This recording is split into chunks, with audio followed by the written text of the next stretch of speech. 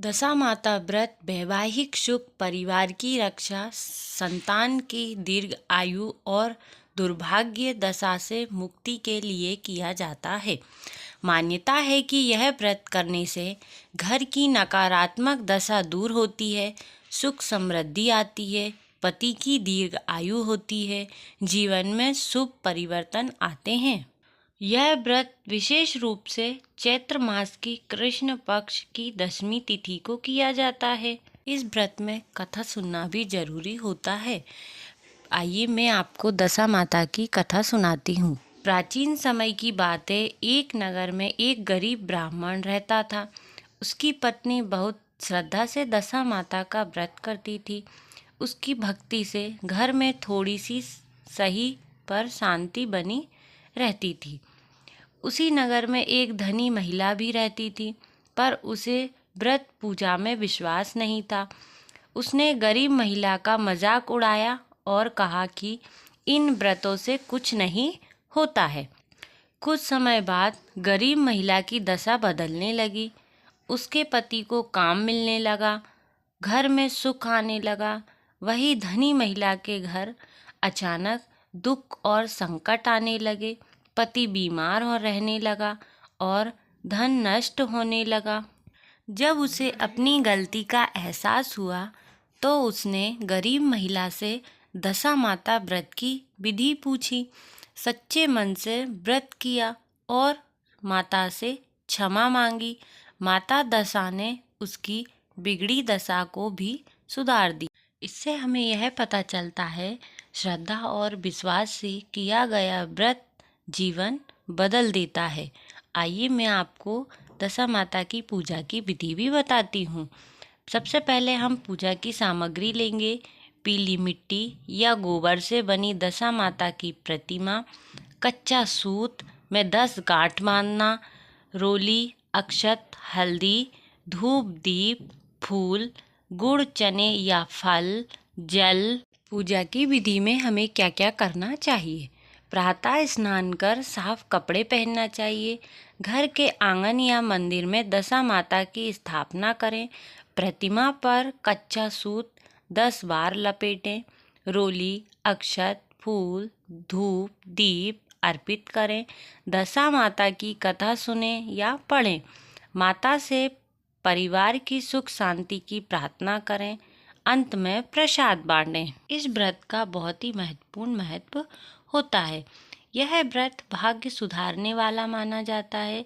स्त्रियां इसे विशेष श्रद्धा से करती हैं।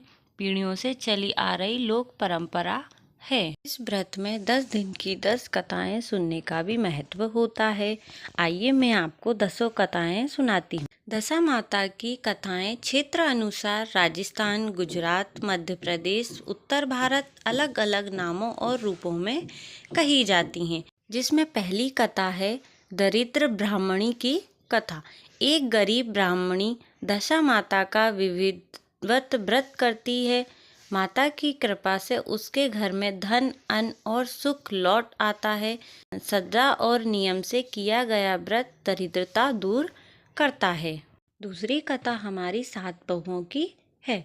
6 बहुएं व्रत का अपमान करती हैं। 7वीं बहू सच्चे मन से व्रत करती है। माता 7वीं बहू को सुख देती है। शेष बहुएं पछताती हैं।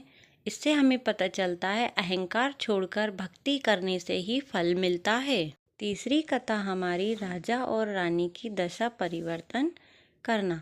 रानी के अपमान से माता रुष्ट हो जाती है। राज्य का नाश हो जाता है। पश्चाताप और व्रत से माता रानी फिर से वैभव लौटा देती हैं। हमें इससे यही पता चलता है विनम्रता और धर्म पालन आवश्यक होता है। चौथी कथा हमारी सौभाग्यवती स्त्री की कथा है। स्त्री पूरे नियम से व्रत करती है। पति दीर्घ आयु, घर में शांति रहती है। व्रत में दाम्पत्य सुख और सौभाग्य बढ़ाता है। 5वीं कथा हमारी किसान परिवार की कथा है। सूखा और कर्ज से पीड़ित किसान दशा माता का व्रत करता है। खेत हरे होते हैं। मेहनत भक्ति से संकट कटते हैं। छठी कथा हमारी पुत्र प्राप्ति की कथा है। निसंतान दंपति श्रद्धा से व्रत करती है। माता की कृपा से संतान सुख मिलता है। उसे विश्वास और संयम से ही कामना पूर्ण होती है। सातवीं कथा है हमारी व्रत भंग करने का दुष्परिणाम। एक स्त्री नियम तोड़ देती है, कष्ट आते हैं घर में। व्रत पुनः शुद्ध करने पर घर में राहत मिलती है। व्रत के नियमों का पालन करना अनिवार्य होता है। आठवीं कथा हमारी अहंकारी सेठ की कथा है। सेठ माता का उपहास करता है, व्यापार नष्ट होता है, क्षमा याचना और सेवा से उन्नति लौटती है। भक्ति का अपमान नहीं करना चाहिए। नौवीं कथा हमारी माँ बेटी की आस्था की कथा है। माँ बेटी मिलकर व्रत करती हैं, परिवार में मेल मिलाप और सुख शांति आता है। इस व्रत से हमें यही पता चलता है, सामूहिक भक्ति से घर में सकारात्मकता बढ़ती है। इस कथा से हमें पता चलता है, सामूहिक भक्ति से घर में सकारात्मकता बढ़ती है। 10वीं कथा हमारी दशा परिवर्तन भाग्य बदलने की मुख्य कथा। दशा माता बुरी दशा को शुभ दशा में बदल देती है।